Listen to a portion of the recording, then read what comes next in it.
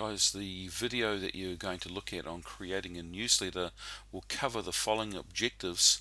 Now the video that follows is quite a long one, so you'll need to probably do this over at least a couple of periods and then send me the resulting work. Okay, so good luck with this, and let me know in class if you have any questions. Hi guys, welcome to this video where we're going to have a look at putting together the newsletter, which is going to be part of this practice assessment that you're currently doing, and also something similar that you'll need to do for the actual assessment coming up shortly. Okay, so I'm just having a look at a copy of the practice assessment that you've got here. So one of the tasks that you're asked to do on page 6 is to create the newsletter, and it says see the resource on pages 11 and 12. So when you go down to those pages, you'll see a sample of a newsletter I did a couple of years ago, okay, with some parts which are unfinished in this. So what I'm going to do is I'm going to go to this PDF here, and I'm going to take the text from the newsletter that's here, which is perfectly okay for you to do. Okay, and then what we want to do is to create the header here, and also to insert some other things like a picture gallery. So I'll go to one that I've just been working on this evening, which is sort of partially finished. Okay, this one here. Okay, and I've inserted the results table here and a picture gallery, and one of the parts which I still haven't finished here is this writer of the month part, which is at the bottom. Okay, so the first part then is to actually get the text from this PDF, or you might have the Word file copy of the practice assessment, so you can grab that. Now what I'm asking you to do is not grab this header here, because the header here, you need to be able to show that you can create something like this. This is what will be assessed in the assessment, one of the aspects anyway, and simply grabbing a copy of this as a image will not be acceptable in the assessment or for this practice assessment. Okay, so I'm going to start up a new file in Word. Okay, and I'm going to save that before I do anything else. Okay, I'm going to call this newsletter possibility. I think I'm up to about number, in fact, let me call this newsletter 2016-1. Okay, now before we do much else here, what I want you to do is to change the page layout. In this newsletter, I'll go once again to the partially completed one, this one here. What you should notice is that the left and right hand margins have deliberately made smaller than what you get in the default. So if I go to the default blank one, these margins left and right are too big for a newsletter. So I'm going to change it to moderate. Now we may find that the margin at the top here is also too big. So on the left hand side where you've got this vertical ruler, I'm going to drag that up to around about 2 centimeters. Okay, and that will give me enough room to put the header in. Now the header will need to go at the top here, but first of all I'm going to go and get the text over first. So I'm just highlighting the text from this document here. We will find that we're going to get a few extra things like the page numbers and stuff like that, but we can get rid of those later. So I'm just highlighting the text, and I'm going to copy that. Copy with formatting. Yes, I suppose we can do that. And let's go to my blank one. Okay, third one over, I need to remember that. Okay, and we're going to paste that in. Okay, let's just scroll to the top and see how that looks currently. As you can see, it's gone right to the top of the document there, and we do need to move it down. Now before I start moving anything down, the other thing I'm going to do is to check my paragraph spacing. This is something you need to do. If you copy any text over, you must check that the paragraph spacing that you've got is the correct one. So I'm going to go Control A to select all the text.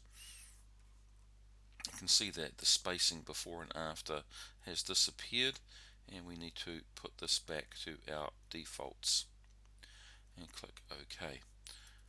And then I'm going to move this down till I've got enough room at the top there, and maybe even more than enough, and then I can move it back later. Now at this stage here, I'm not going to show you how to create the header in this video. If you go to OneNote and go to the content library on the Level 2 Digital Technology OneNote, under Data Integration, on the right hand side here is the practice assessment, and one part of that is create parts of the newsletter. Now I will add in the video that I'm doing currently, but there's already a video here on creating the header, so I'm not going to show you again how to do that since I've already done that in the video. So what I'm going to do is to not quite cheat, but I'm going to go to the one that I've already created, and I'm going to copy that over to the one that I'm just showing you right now. Okay, so you can see here that we've got quite a bit of space, and I just need to backspace this. Now one thing I want you to be really conscious of as you're doing your newsletter is to make sure that the left hand side has a nice even margin to it. Now as you can see, that President's News and the stuff that comes after it are no longer matching up properly. Now this looks like a minor thing, but it's those minor things that will be the difference between, say, merit maybe and excellent. So what I've done is I've highlighted from President's News all the way down to the bottom, and on the ruler here I'm just going to reset these things just by clicking on this first line indent and the left indent. If you click on them, it should reset the highlighted text that you've got, and now they're all lining up properly. If I just click away here, yes, I can see that this left hand margin, that looks pretty good. This header here is not encroaching too much into that. We could move it slightly over if I wanted to, but I don't think it's going to make too much of a difference. Maybe slightly. I do need to move it in a little bit. Okay, I think that's going to be okay. Alright, now what else have we got now? Well, we've got the text has come over okay, but the spacing between some of the headings is not quite right. Okay, the President's News there, that looks okay, but see forthcoming events is a little bit jammed up against where it says President's BMX events, and I don't want to do, well, that's actually not too bad. Sometimes when you press return like that, you get too much space, and let me just see if I can replicate maybe where you get too much space. Now that's actually okay. I will just highlight that forthcoming events and check my paragraph spacing. That's actually pretty much alright. In some situations though, if this does get too close, I'm just trying to see if I can replicate when that will happen. Yeah, well, not like quite like that. Yeah, that's actually pretty good, but be aware that sometimes if you highlight some text, you can change the paragraph spacing on that one just on its own, and this is going to be too much now. In fact, that hasn't really changed it at all. Okay.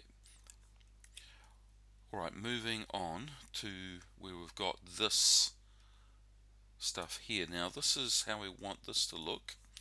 Okay, we want the bullet points, and a little bit further over we want to get the days when these things are on lined up nicely. Now to do that, what I'm going to do for a start is I'm going to highlight that text, and then up here is the bullets icon. I want to remove those. And the other thing I want to do is to set the spacing after on just that selection to 0, so they're more together. And this is here, see that this fundraising is now too near this, so this will be a good situation where I can highlight that and go to my paragraph settings and put the before to 6. See how that just moves that alone down? Okay, so there's a bit of spacing here, so this is no longer too jammed. Okay, now if I highlight that and click on the bullet points, okay, that's looking pretty good, but now we need to get the Saturday and Sunday sort of lined up over here. So what you need to do is to make sure this is still highlighted, just the 3 bullet point areas, and then on your ruler we're going to set what's called a tab. Now a tab is a way of lining things up. On your ruler, see this little L-shaped thing? If I click on that, you can see that lines up with the bullet points directly underneath. If you just follow your eye, that line down the screen, and then if I click on that left indent one, you can see that lines up where the start of the text is for after each of the bullet points. Now what we're going to do is, we're on the ruler, I'm going to set a left tab. Now over here on your screen, this is where you can choose different tabs. Now currently my one is set to a right tab. It's a backwards looking L. If I click on that, I get one that looks like an upside down T with a little decimal point in it. That's called a decimal tab. And if I keep clicking, I'm looking for the one that looks like an L. Okay, this is the one here. This is your left tab. Now on the ruler, I'm going to go and place that simply by clicking on the ruler. And then you see that little L shape appears on the ruler. Now if you don't want it in that position, you can hold down the left hand mouse key button, and you can move it. Or if you don't want it on the ruler at all, you can hold your left mouse button on it and drag off. So I'm going to go back and I'm going to put it round about the 9 centimeter mark, and then I'm going to go back to that Saturday, put the cursor in front of that, and then I'm going to press the tab key on the keyboard. This has to be after we've set the tab here. Now notice one other thing. Anywhere inside that region I highlighted and set that left tab, you'll see that it's there. But if I go down to this paragraph underneath, notice how that's disappeared now, because the only part I had highlighted were those 3 lines, so that left tab has only been set on those 3 lines. Okay, so let's go back to what I was saying, put the cursor in front of the Saturday and then press tab. Notice how it lines up perfectly with that left hand tab. And I'm going to do the same for the next Saturday and this one Sunday. Now if I'm not too happy where those are, I can highlight that and I can say, oh, it's a little bit too far, perhaps I want it slightly closer, okay, or maybe I want it further away, maybe so I want it sort of, lining up like that, but don't go too far, because then you get text wrapping occurring. Okay, so I'm going to put it around about there will do. Now one thing that I really want to emphasize is that I've seen plenty of students do this over the years. They get this requirement to have this sort of arrangement in your assessment, and what you do is you forget all about what I've just talked about and you use the space bar. Okay, if you do that, you're going to get no credit for that. Okay, so you would probably end up getting non-achieved for the assessment for things like that. So if you forget about how to do tabs, come back to this video and look at it again. So that's been set now. Okay, I'm going to scroll down. Okay, and we can see that we've got this fundraising. Okay, it's talking about fundraising, and the total fees received for the first quarter of the year are, okay, then XX. Okay, and then this is page 12-bit. Okay, so what's this all about? Well, this was the page number that came from the PDF, so I'm going to remove that.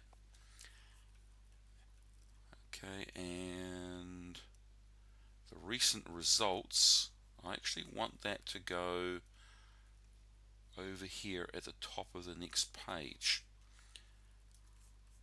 Okay, so I'll come back and I'll put this amount in here from the database soon, but how can I get this recent results onto the next page? Well, one way of doing that is you can keep pressing enter, but that is not what I want you to do. One of the things that you will be assessed on is your ability to put some advanced features in, and one of those is a section break. So what I want you to do here is to practice putting in a section break. Okay, so I'm going to go up to page layout. Notice where my cursor is in front of that recent results, and I'm going to go breaks, and I'm going to insert a section break, and that forces the text to go on to the next page down. And let me just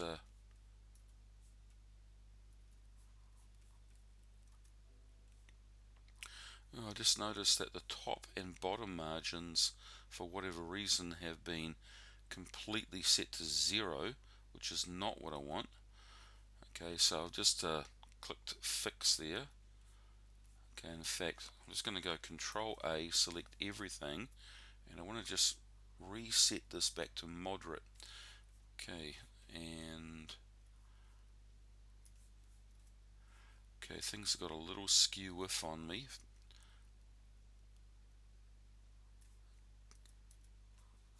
So I'm just going to backspace this a bit, bring this back up again like I had it before. This here I need to move back a little bit.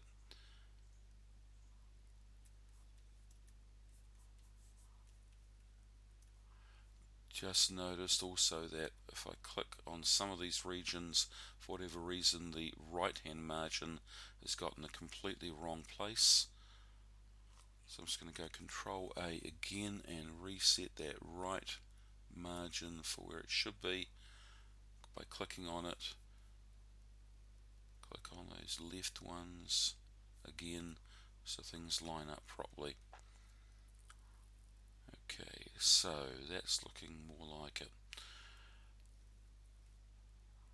Okay, so having put that section break in, okay, you can go back to home, turn on the formatting characters, and you'll see that that section break is there now.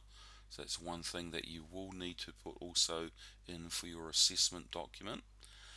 Okay, right, well, how about getting some stuff from the database in here now? Right, well, I'm just going to double check that I've got the total fees received for the first quarter of the year. So I'm going to my database here. Let's just open that up. Okay, and I need to make sure that I've got the total fees received for the first quarter of the year, and it does not look like I have.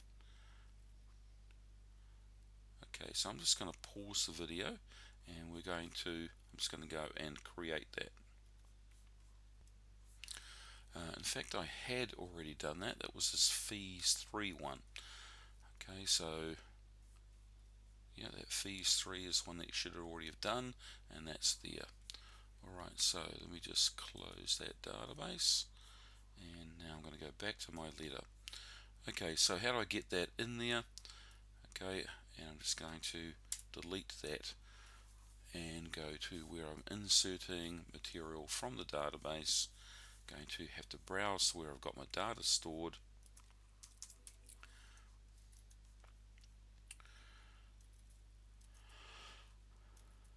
Okay, opening up my database again, fees 3. Okay, query options, do not include the field, but I do want the sum of the amount paid. Click OK, insert data, all. Okay, there's a 690. I need to bring that back so it's sitting there. Put the $sign in, and maybe even put 0.00. Okay, so let's save that. Recent results. Here I want to get the results from the Rotorua event. Okay, so once again on my database, one of the things that I realized on my query here for the Rotorua results was, if I go in here, I can see that I've actually got the event. And when I looked at this on the one that I'd already done, this one here,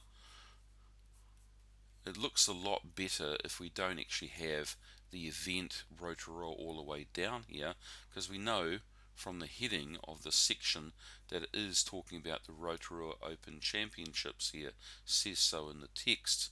So in my query, I'm actually going to go into Design View and untick showing that, even though it's part of the query, but at least I won't show it when it produces the results. Okay, I'm going to save that.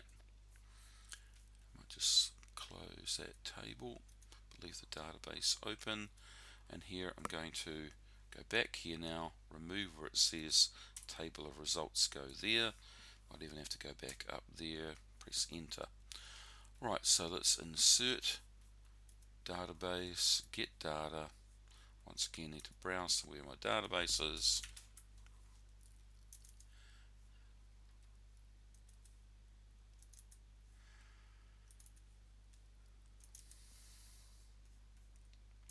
Rotorua results, okay. Nothing other query options I need here.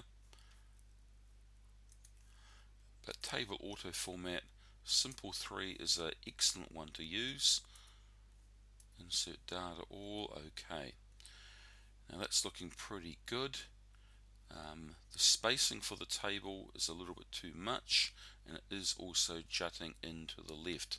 So I'm going to highlight the interior of the table, then go to my paragraph settings and put after to 0. Okay, that's looking better. And now I'm going to put my cursor inside that first column, and on the ruler I'm going to drag that over slightly, and in the last column I'm going to drag that in so it sort of lines up reasonably well with the text on the left. So that's sort of spaced out pretty well. If you do prefer to have the table a little less wide, something like this would also be a good look. In fact, I prefer that, so I'm going to leave it like that. Okay, moving on down, trackside. Okay, one of the things I realized when I was doing my letter was I need to have a picture gallery here, so I'll just show you what I want that to look like. Something like this, and I want it to take up about half the page. And if I've got this trackside text above it, I wasn't able to make the picture gallery big enough. So one of the things you need to do when you're doing your assessment or this practice assessment is to make decisions sometimes on reorganizing the order of the text. So what I'm going to do is I'm going to take this trackside couple of paragraphs with the heading, cut that, Control X for cutting. Going to make a little bit of room here for it and paste that in there and get rid of any extra white space I might have introduced. Now the space between the table and this heading, okay, is either too much or not enough. So I'm going to backspace, highlight picture gallery, and then I'm going to put the spacing before to 6, and let's see, that looks pretty good. Now all of this text here simply says to include a picture gallery. Okay, so I'm going to delete all of that text, make a little bit of room for the picture gallery to go in. Okay, let's just save. Now what I need to do is to insert a picture gallery. So it's going to look like this one here. So how did I produce that? So I'm using one of the features of Word here, so I'm going to insert what's called Smart Art. So I'm going to insert Smart Art, and then I'm going to scroll down until I can see pictures. There we go, picture. And one of the best options I've found is this one here, the bending picture caption, this one. So I'm going to click OK on that. And then I want to get the text in here and the pictures. So where am I getting the pictures from? Well, Practice Assessment has got this pictures series of pictures here, these photos, in the pictures folder. Okay, so I'm going to insert the first one, which I think is going to be this one here. Double click on that. Oops, not double click on it. Let me go back to here, sorry. Click on the icon here, then browse to where you've got the pictures and insert. Now, what text are you going to put in? Well, I simply made up text. Okay, so I'm simply going to copy that text that I made up. So this was complete fiction. Okay, I simply looked at the members that were in the club and made up some story about the picture that seemed to fit using some member names. Okay, so let's copy that fictional text, put it in here. Let's go to the next one. Remind myself what the next one is. Okay, go back to this one. So these ones here, insert the text again. I'll copy this text from here. Now you'll need to make up some story about the pictures yourself. Don't just copy what I've got here. That's the one there. Insert and the text again.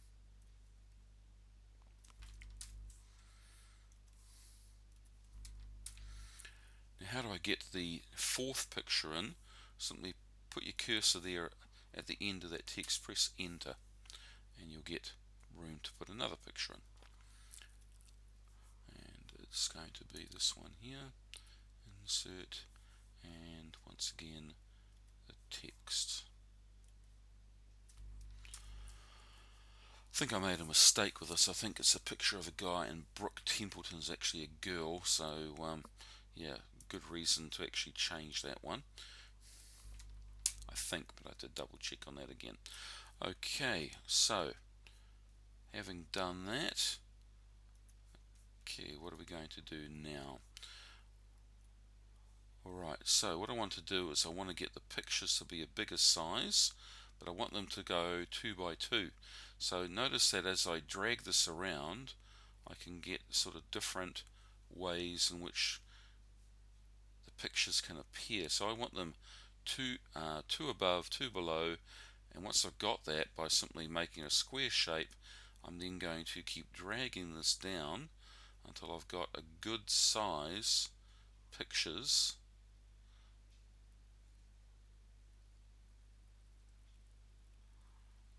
And that's taking up a good portion of that page there. In fact, as you can see, it's taking up about 3/4 of the page, and that's pretty much perfect.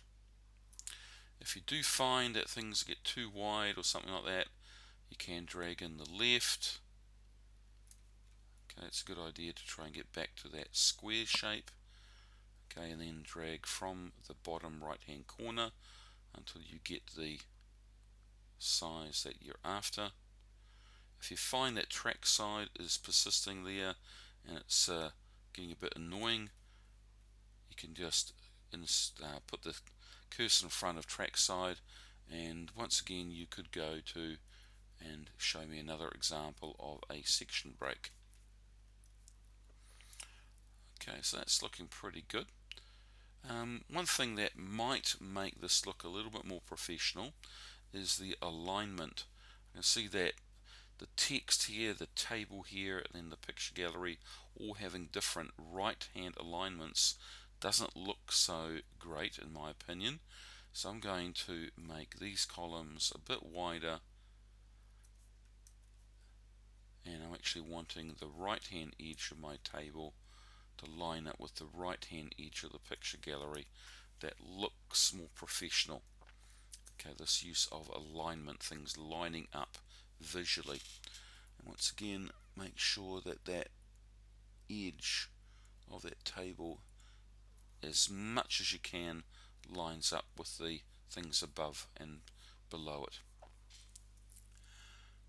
Okay, the picture gallery itself, okay, maybe I can try and persuade that to go a little bit further over.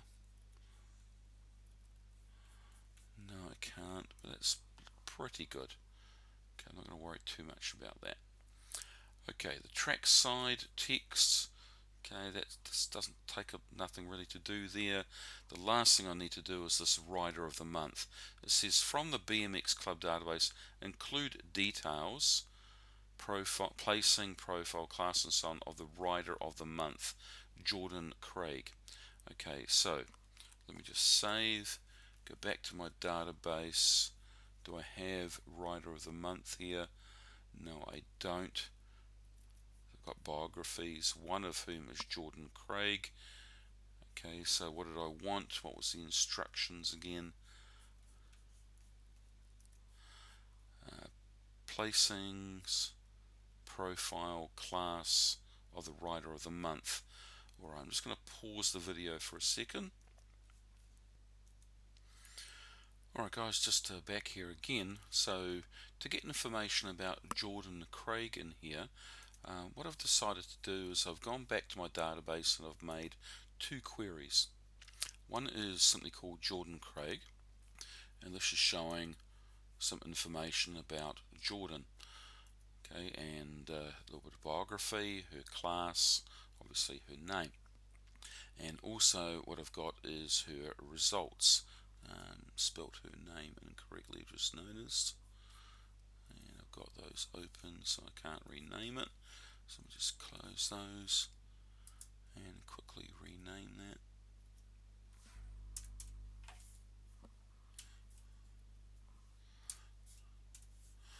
Okay, so her results, that's Jordan Craig, and the results is this. In design view, I did put the criteria in Jordan there, but I'm not showing her name. Okay, but I am getting her results using Jordan, first name Jordan, as the criteria.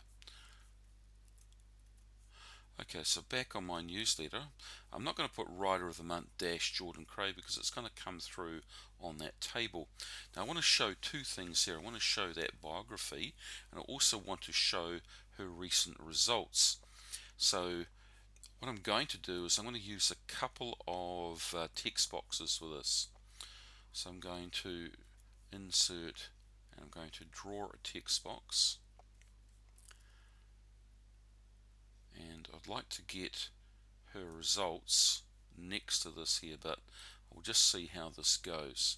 So I'm going to insert from the database, get data, and once again all the time taken to browse to where we've got the database. I wish I would actually remember that for the next time you went into this, but it doesn't. Right, Jordan Craig, let's click OK. Okay, the query options, nothing much there, so I do want the field names. Auto format, I'm going to use that simple 3 again, and let's insert the data.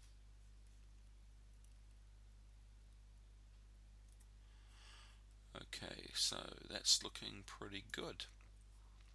Only thing I'm not happy with is basically that I've got two borders around that. So that is coming from the text box. So let's go back to my text box, shape outline, no outline, and that's looking pretty good. I will select the table, right click, and I just want to make sure that I'm able to move this if possible.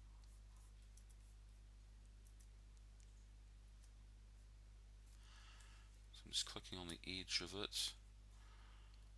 Okay, wrap text in front of text, and that's already been set, so I should be able to drag that if I need to. Yes, I can. Okay.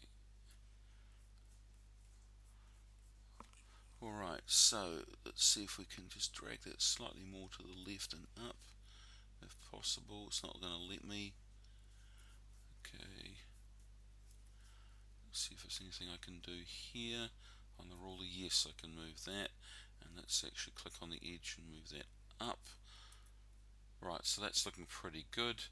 And where will I put her recent results?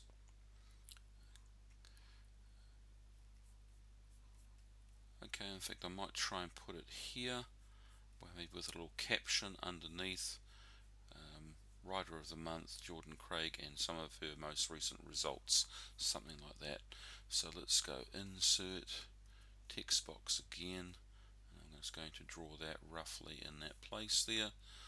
In fact, I will turn the outline off before I go any further, and let's go insert, once again, database, and go through this process yet again.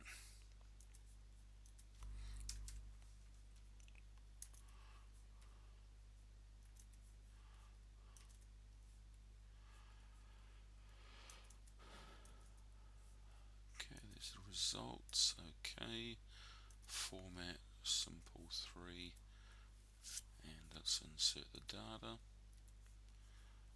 Okay, and Auckland Champs has gone a little bit, okay, is a little bit too deep for me, but I might be able to get around that by simply changing this paragraph setting.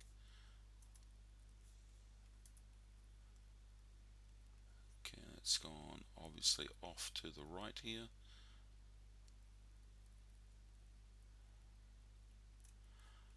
Okay, it's not looking too bad. Be nice if in fact we're able to get that all part of one table, but unfortunately not at the moment. Can I make that a little taller? No, I can't really.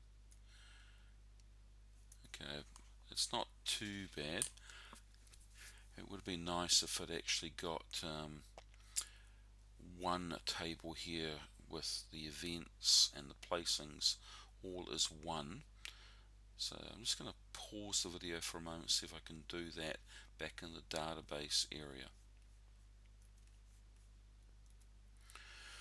Right guys, just back again, had a look at the database. Not so easy to do, to actually produce a table like this using Access.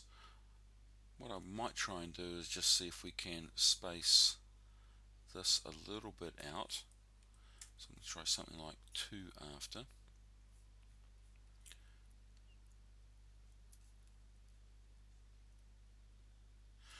That's actually looking pretty good now. Put those a little closer. Bring that a little bit, and that's actually looking really good. Okay, so what I did there was I highlighted this and set the paragraph spacing to 2 after. It did jump like that, and so I had to just make that temporarily a bit wider until it sort of went back in place, and then put that back in there. Okay, so we can put a little caption here underneath. Let's see if I can actually just double click there. Yep.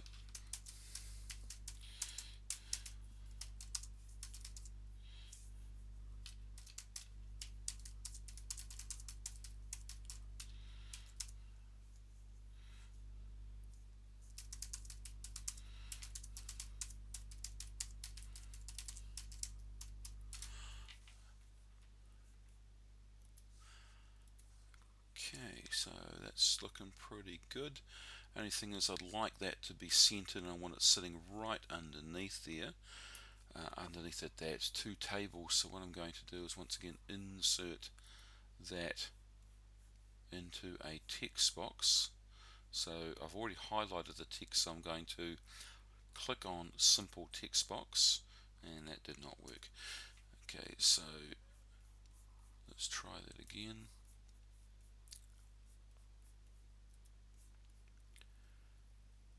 Let's draw a text box. In fact, by clicking on draw a text box with the text already highlighted, it's put the text box around that. And make that a little wider. And I want to get rid of the border once again. And I'm going to make that a little less deep. I'm going to go back to home. I want to center that and make that italic. And then I want to select the text box itself and move that up as much as I can,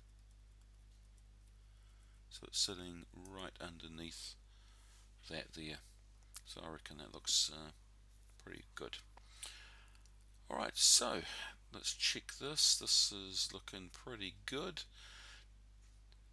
Okay, we've got just about everything in here. The only thing I want to have is to put the page number at the bottom of each of the pages except for the first page, where I don't want to have a page number.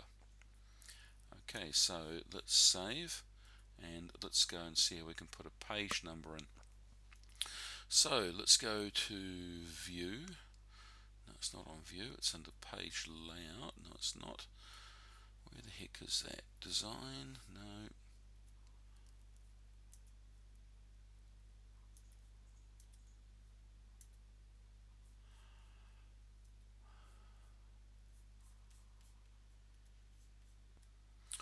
Okay, so under insert is where I want to put the footer.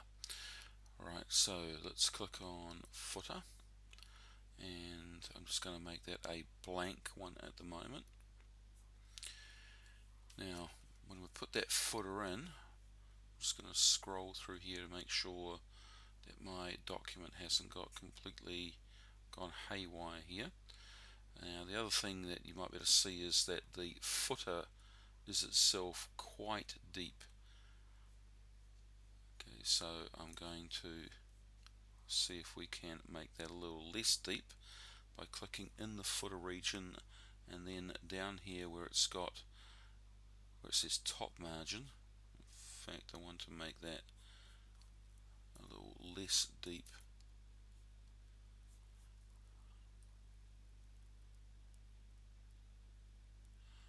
So where it says type here, okay, is closer to the bottom. Okay, so right where it says type here, well, let's double click on that again, and I'm going to insert page number, bottom of page, and we can choose any one that we like. Okay, this is pretty plain.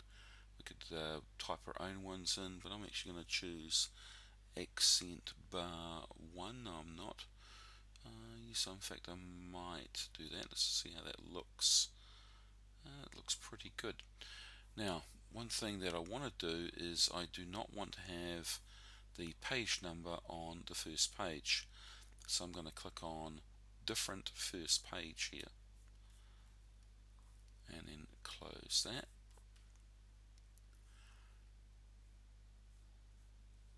And why did that happen? Okay, let's Control Z that.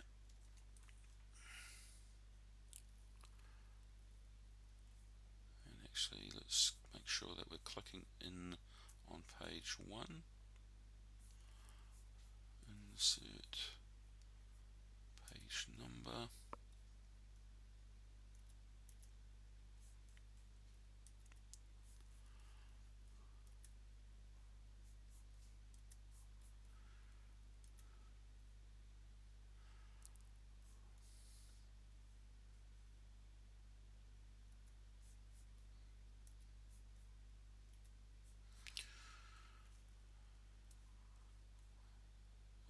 that's more like it. I needed to make sure that I was actually working on the footer in page 1, otherwise that would not have worked or didn't work properly.